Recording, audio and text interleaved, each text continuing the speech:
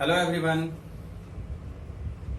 आज मैं आप लोगों के पास फिर से एक नए टॉपिक के साथ आया हूं। जो लास्ट टॉपिक हम लोग कवर कर रहे थे उसमें से बहुत सारे टॉपिक अभी ऐसे हैं, बहुत सारी चीजें ऐसे हैं जो अभी कंप्लीट नहीं हुआ है। ये एक थोड़ा लॉन्ग चैप्टर है, तो आज हम लोग आगे चलते हैं और आगे का जो टॉपिक है वो है आपका reflection of light through convex mirror. तो हमने इसके पहले जो भी पढ़ा था वो हमारा टॉपिक था कॉनकेव मिरर। कॉनकेव मिरर के थ्रू कैसा लाइट रिफ्लेक्ट करता है और फिर कैसा इमेज बनता है, किस किस पोजिशन में ऑब्जेक्ट को रखते हैं। तो चलिए आगे हम लोग देखते हैं कॉन्वेक्स मिरर के थ्रू। आप लोगों को याद होगा कि कॉन्वेक्स मिरर कैसा है। मैं थोड़ा सा एक हिंट कर देता हूं। आपके पास दो तरह का मिरर था, स्फेरिकल मिरर, एक ऐसा था और एक ऐसा था। तो जिसका भी रिफ्लेक्टिंग सरफेस इनसाइड होता है ये कॉनकेव होता है, और जिसका रिफ्लेक्टिंग सरफेस आउटसाइड होता है ये कॉन्वेक्स होता है। तो आज हम लोग को इसी के बारे में पढ़ना है, इसके बारे में नहीं पढ़ना है, कॉनकेव के बारे में नहीं पढ़ना है। तो सबसे पहले मैं आपको बता दूं कि ये जो कॉनकेव मिरर है, इस कॉनकेव मिरर पे अगर हम लोग लाइट को रिफ्लेक्ट करवाते हैं तो मैंने आपको बताया था कि इसका एक कुछ पार्ट होता है। ये प्रिंसिपल एक्सिस हो गया, ये फोकस हो गया और ये सेंटर ऑफ कर्वेचर हो गया।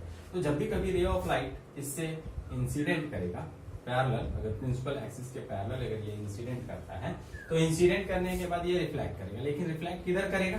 तो ये हम लोग इसके पहले वाले में पढ़े थे कि जब भी कोई रे ऑफ लाइट पैरेलल होता है, प्रिंसिपल एक्सिस के पैरेलल होता है और वो स्फेरिकल मिरर से स्ट्राइक करता है तो वो फोकस से पास होता है। तो हम लोग इमेजिन कर लेते हैं कि ये फोकस से पास हो रहा है। लेकिन आप जरा सोचिए कि ये जो लाइन है, ये जो रे है, वो क्या मिरर से पास कर सकता है? क्योंकि फोकस तो ऑपोजिट साइड है, तो पास नहीं कर सकता है। तो ये क्या होगा, इसी फोकस के स्ट्रेट लाइन के साथ ऐसा इमेजिन होगा जैसे ये फोकस से पास हो रहा है, लेकिन वो इधर रिफ्लेक्ट कर जाएगा सेम पाथ पे। फिर क्या करेंगे, वो इधर भी रिफ्लेक्ट करेगा उसी तरीके से। अब मैं आपको बता दूं कि ये तो आपका हो गया रिफ्लेक्शन। रिफ्लेक्शंस को अगर हम फाइंड करना होता है तो इस तरीके से फाइंड करते हैं स्फेरिकल मिरर के लिए। लेकिन अब मैं बता दूं, चूंकि ये जो लाइट, ये जो कॉन्वेक्स मिरर होता है, मैंने बताया था कि ये जो होता है वो लॉ ऑफ रिफ्लेक्शंस को फॉलो करता है, ऑबे करता है। तो उसका मतलब क्या हुआ कि इसमें कोई नॉर्मल भी होना चाहिए। तो आप बताइए इसमें नॉर्मल कौन सा होगा? इस पॉइंट पे लाइट आया, इंसिडेंट किया और रिफ्लेक्ट कर दिया, तो इसका नॉर्मल तो इसके बीच में होगा। तो वो नॉर्मल हम कैसे ड्रॉ करेंगे? तो नॉर्मल ड्रॉ करने के लिए आपको क्या करना पड़ेगा, आपको एक लाइन जो है, इमेजिनरी लाइन, सेंटर से मीट करना पड़ेगा। ये आप समझ लीजिए, ये आपका एक इमेजिनरी लाइन है जो सेंटर से है, इसको हम लोग पीछे एक्सटेंड कर देते हैं और यही आपका नॉर्मल हो गया। और इसके साथ अगर आप लोग प्रैक्टिकली करेंगे और यहाँ पे मेजर करेंगे आपका एंगल कितना बन रहा है, तो आपको पता चल जाएगा कि ये एंगल जो है दोनों इक्वल है, incident angle and reflected angle. तो आपको मैं उम्मीद करता हूं आपको थोड़ा समझ में आया होगा कि कॉन्वेक्स लेंस के थ्रू किस तरीके से रिफ्लेक्शन होता है। अगर कॉन्वेक्स, सॉरी मैं शायद लेंस बोल दिया हूं, ये कॉन्वेक्स मिरर में अगर लाइट को रिफ्लेक्ट करवाते हैं तो रिफ्लेक्ट करवाते समय क्या होता है, लाइट अगर प्रिंसिपल एक्सिस के पैरेलल होता है तो जैसे ही वो स्ट्राइक करेगा तो वो रिफ्लेक्ट हो जाएगा, और रिफ्लेक्ट होने वाले लाइंस को, रिफ्लेक्ट होने वाला जिस पाथ पे वो रिफ्लेक्ट हो रहा है उसको अगर हम लोग बैक साइड एक्सटेंड करते हैं तो वो जाकर के फोकस से मीट कर जाता है, जैसे कि यहाँ पे आपको दिख रहा है। तो ये हो गया रिफ्लेक्स। अब मैं बात करता हूं कि अगर कोई भी कॉन्वेक्स, नेक्स्ट स्टेप, अगर आपके पास कोई एक कॉन्वेक्स मिरर है और इस कॉन्वेक्स मिरर में एक रे कुछ इस तरीके से आ रहा है, एक रे जो है वो ऐसा आया और इसको सेंटर से जाकर के मीट किया। तो चूंकि आपको मालूम है कि सेंटर से मीट करने वाला जो भी लाइन होता है वो नॉर्मल होता है। तो और आप लोगों ने पढ़ा है कि जब भी कोई रे ऑफ लाइट नॉर्मली इंसिडेंट करता है तो सेम पाथ पे बैक हो जाता है, रिफ्लेक्ट कर जाता है। अब मैं उम्मीद करता हूं आपको ये प्रोसेस समझ में आया होगा। यही दो स्टेप है रिफ्लेक्शंस का, और इसी के थ्रू जो है कॉन्वेक्स मिरर जो है वो इमेज का फॉर्मेशन करता है। तो बच्चों इस दोनों मेथड को याद रखना है कि कैसे लाइट रिफ्लेक्ट करता है थ्रू कॉन्वेक्स मिरर। अब मैं चलता हूं इमेज फॉर्मेशन। कॉन्वेक्स मिरर के थ्रू इमेज का फॉर्मेशन किस प्रकार से होता है, आप इसे नोट कर लीजिए, मैं मिटा देता हूं।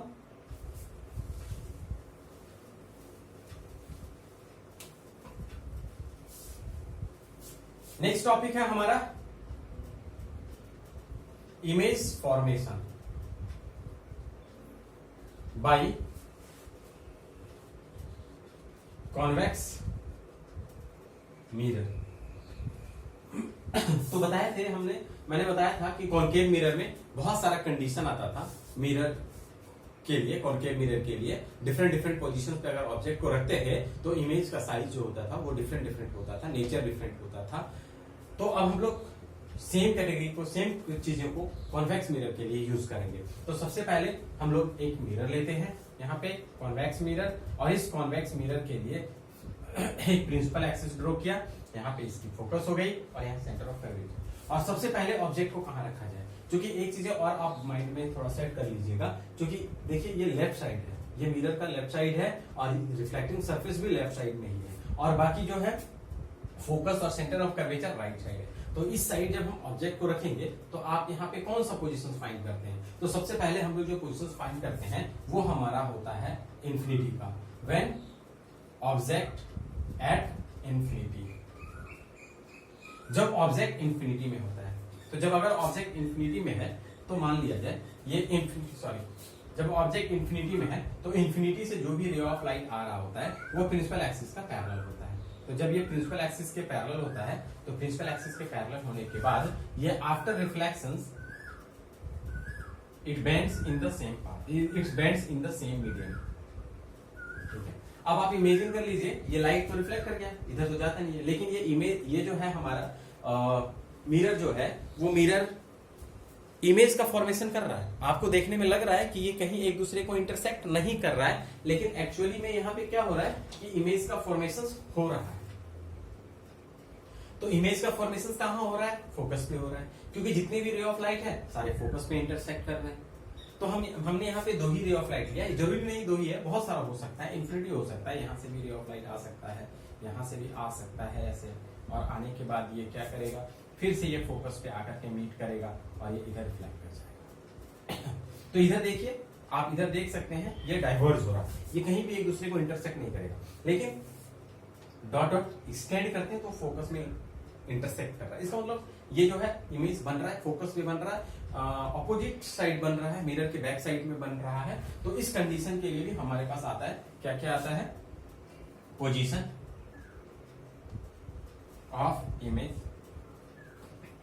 पोजीशन ऑफ इमेज, पोजीशन के बाद क्या हो सकता है? नेचर, साइज लिखते हैं पहले, साइज, साइज ऑफ इमेज, और एक होता है नेचर ऑफ इमेज।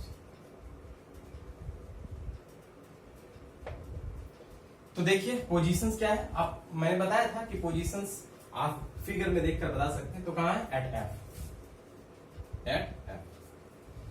साइज कैसा है? तो एक पॉइंट पे इंटरसेक्ट कर रहा है, सारा एक ही पॉइंट पे मीट कर रहा है रे ऑफ लाइट, इसका मतलब हो गया पॉइंट साइज। पॉइंट साइज भी लिख सकते हैं और वेरी स्मॉल भी लिख सकते हैं।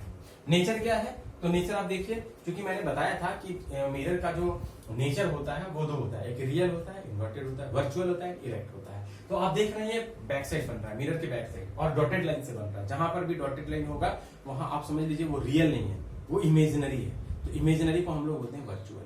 ठीक है, तो आप इसको लीजिए वर्चुअल। और क्या है? ये इरेक्ट है। इरेक्ट का मतलब सीधा बन रहा है, प्रिंसिपल एक्सिस के नीचे नहीं बन रहा है, प्रिंसिपल एक्सिस के ऊपर बन रहा है। ठीक है, इरेक्ट। तो उम्मीद करता हूं ये कंडीशन आपको समझ में आया। अब आप थोड़ा सा सोचिए, ये कंडीशन था जब ऑब्जेक्ट इंफिनिटी पे था। अब मैं ऑब्जेक्ट को ला रहा हूं, नजदीक ला रहा हूं, मिरर के नजदीक। अब मिरर के नजदीक जब मैं इसे लाऊंगा तो आप जरा सोचिए और हमें बताइए कि आप हम इसे किस पॉइंट पे रखेंगे। तो कहीं पे भी कोई पॉइंट नहीं है, कोई इंडिकेशन नहीं है हम जिससे कंपेयर कर सकते हैं उसकी पोजीशंस को। हमारे पास एक ही पॉइंट मिल रहा है, ये पी मिल रहा है। तो अब हम जो नेक्स्ट पॉइंट रखेंगे वो क्या होगा? When object between infinity and P. अगर मैं थोड़ा सा भी ऑब्जेक्ट को मिरर के पास ले आता हूं इधर, तो इधर कोई ऐसा पॉइंट, कोई ऐसा लोकेशन नहीं है जिससे हम ऑब्जेक्ट के पोजीशंस को पता कर सकते हैं, उसको बता सकते हैं। तो इसलिए हम लोग क्या करते हैं, हमारे पास यहाँ पोल दिख रहा है और इधर पीछे दिख रहा है इंफिनिटी, और ऑब्जेक्ट कहाँ है? उन दोनों के बीच में। तो अब जो नेक्स्ट कंडीशन आएगा वो हमारा क्या होगा? Second number, when object between infinity and P. Object जो है वो कहां कहां है, इंफिनिटी पे है एंड पी पे है। तो अब इसके लिए मैं एक नया डायग्राम बनाता हूं, फिगर बनाता हूं, आप इसे देखिए, इसे नोट कर लीजिए। चलिए अब नया डायग्राम हमारे पास आता है। सबसे पहले एक कॉन्केव मिरर बनाया हमने। कॉन्केव मिरर बनाने के बाद क्या हुआ, ये पोल हो गया, ये फोकस हो गया, ये सेंटर ऑफ कर्वेचर हो गया। अब हम ऑब्जेक्ट को कहां रखेंगे, बिटवीन पी एंड इंफिनिटी। यहां से एक रे ऑफ लाइट जाएगा parallel to the principal axis, ये आपका ए बी हो गया। और प्रिंसिपल एक्सिस पे आने के बाद ये ऐसा इमेज फीलिंग होगा, ऐसा लगेगा ये फोकस से पास कर रहा और उसी पाथ पे वो रिफ्लेक्ट हो जाएगा मैग्ना डिस्टेंस में। नेक्स्ट जो है वो कहां पे जाएगा, नेक्स्ट रे ऑफ लाइट जो है वो सेंटर ऑफ कर्वेचर पे जाएगा। तो सेंटर ऑफ कर्वेचर कैसा होगा, देखिए ये जो है आपका ऐसे, और ये डॉट डॉट डॉट यहाँ पे आ जाएगा, तो ये दोनों यहाँ पे इंटरसेक्ट कर रहा है। तो ये हो गया आपका ये ए डैश और ये हो गया बी डैश। ठीक है, जहां पे भी इंटरसेक्ट करेगा वहां पे इमेज का फॉर्मेशन होगा। ठीक है, ये इस पाथ को फॉलो करेगा, सेम पाथ पे रिफ्लेक्ट कर देगा, क्योंकि ये नॉर्मल है, ये नॉर्मल को रिप्रेजेंट करता है। ठीक है, the line which is pass through centre of curvature work as a normal, ये नॉर्मल की तरह काम करता है। अब आप देखिए, अब आप यहां पे बता सकते हैं अब इमेज की पोजीशंस क्या है, इमेज का साइज क्या है और इमेज का नेचर क्या है। तो सबसे पहले पोजीशंस देखते हैं। इमेज की पोजीशंस क्या है, between P and F, between P and F, ये हमारा पोजीशंस ऑफ इमेज हो गया।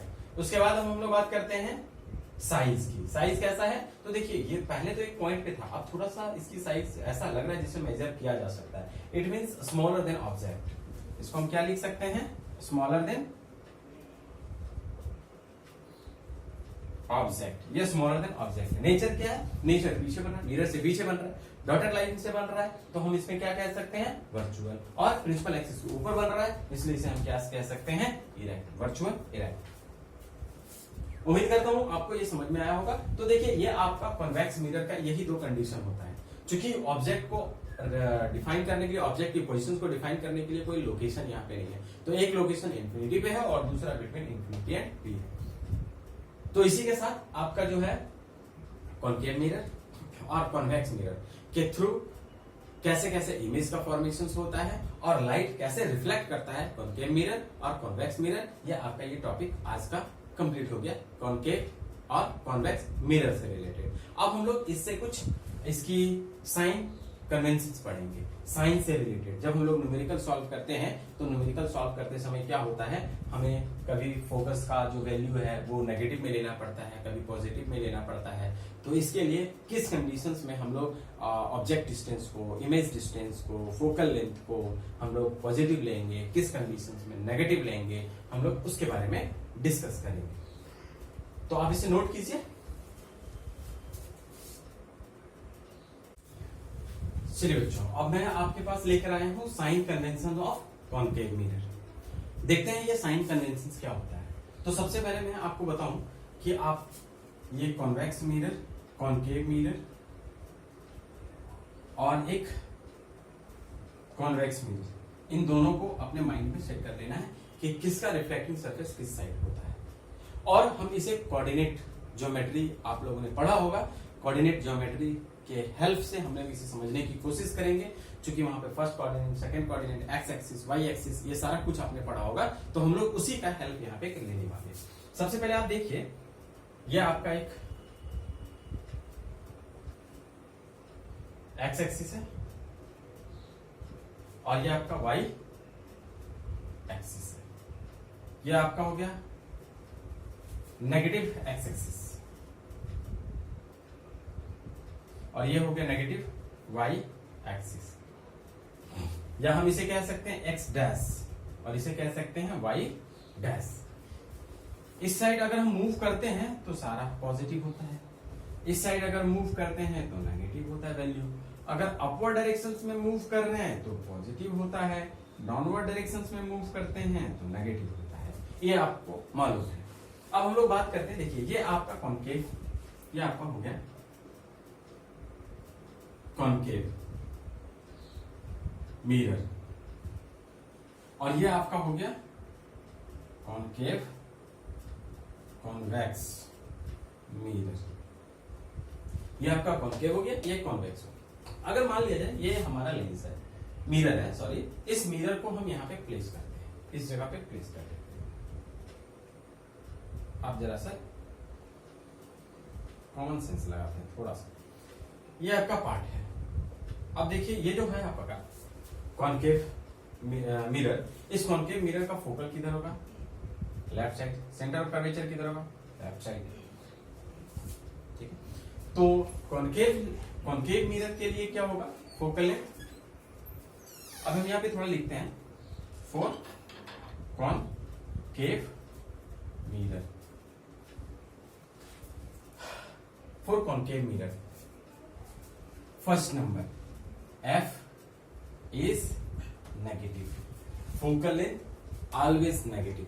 फोकल लेंथ ऑलवेज नेगेटिव क्यों होगा? Because it is in the left side of x axis, negative directions में है, इसलिए ये नेगेटिव होगा। नेक्स्ट, सेंटर ऑफ कर्वेचर की अगर हम लोग बात करते हैं तो सेंटर ऑफ कर्वेचर भी क्या होगा? नेगेटिव होगा। अब मैं एक और पॉइंट लिख देता हूं, बताता हूं आपको। ऑब्जेक्ट डिस्टेंस, ऑब्जेक्ट डिस्टेंस हमेशा नेगेटिव यूज करना है। नेगेटिव क्यों यूज करना है? क्योंकि रिफ्लेक्टिंग सरफेस, जब भी हम लोग कोई रे डायग्राम बना रहे होते हैं या न्यूमेरिकल सॉल्व करते हैं तो रिफ्लेक्टिंग सरफेस हमेशा लेफ्ट साइड रखते हैं। तो रिफ्लेक्टिंग सरफेस लेफ्ट साइड होगा तो ऑब्जेक्ट कहां पे रखेंगे? लेफ्ट साइड रखेंगे। और लेफ्ट साइड के जो डिस्टेंस होते हैं उसको हम लोग इसमें मेजर करते हैं, तो उसको नेगेटिव में मेजर करते हैं। तो यहाँ पे हम सेकंड कंडीशन में क्या कहते हैं? ये जो ऑब्जेक्ट डिस्टेंस होता है वो दोनों के लिए ही नेगेटिव होता है। ठीक है, तो हम यहाँ पे क्या लिखते हैं? ऑब्जेक्ट डिस्टेंस, ऑब्जेक्ट डिस्टेंस को यू से डिनोट करते हैं, इज ऑलवेज नेगेटिव। ये आपका ऑब्जेक्ट डिस्टेंस हुआ है। आगे चलते हैं थोड़ा, देखिए और क्या क्या कंडीशन आता है। दूसरा कंडीशन आता है, अगर हम ऑब्जेक्ट को रखते हैं लेफ्ट साइड तो प्रिंसिपल एक्सिस के ऊपर रखेंगे ऐसे, और जब ऑब्जेक्ट को प्रिंसिपल एक्सिस के ऊपर रखते हैं और लेफ्ट साइड रखते हैं तो ऑब्जेक्ट की अगर हाइट बोली जाए कि ऑब्जेक्ट की हाइट क्या है, तो ऑब्जेक्ट की हाइट पॉजिटिव होगी, तो ये भी हमेशा पॉजिटिव होता है। थर्ड कंडीशन में क्या आ गया? Height of object is always positive. अब आता है इमेज। अगर इमेज की जो साइज होता है वो नेगेटिव और पॉजिटिव दोनों हो सकता है अकॉर्डिंग टू देयर नेचर। अगर वो रियल वर्चुअल बन रहा है, रियल बन रहा है, वर्चुअल बन रहा है, इरेक्ट बन रहा है, कैसा बन रहा है? अगर वो इरेक्ट होगा तो पॉजिटिव होगा, इन्वर्टेड होगा तो नेगेटिव होगा। Inverted means below x axis. अगर एक्स एक्सिस के नीचे अगर इमेज का फॉर्मेशन होता है तो उस इमेज की हाइट को नेगेटिव यूज किया जाएगा। तो इसलिए हम यहां पे क्या लिख देते हैं? हाइट ऑफ इमेज में बी नेगेटिव और positive according to object nature. Object का जैसा नेचर होगा उस पर ये डिपेंड करेगा। तो अभी जो मैं बता रहा था आपको कॉनकेव मिरर के बारे में बता रहा था कि कॉनकेव मिरर के लिए साइन कन्वेंशंस क्या क्या होने वाला है। तो बच्चों, मैं उम्मीद करता हूं आप लोगों को अच्छे से समझ में आया होगा। आप इसे नोट कर लीजिए। मैं इसके आगे चलता हूं अब कॉन्वेक्स मिरर के बारे में।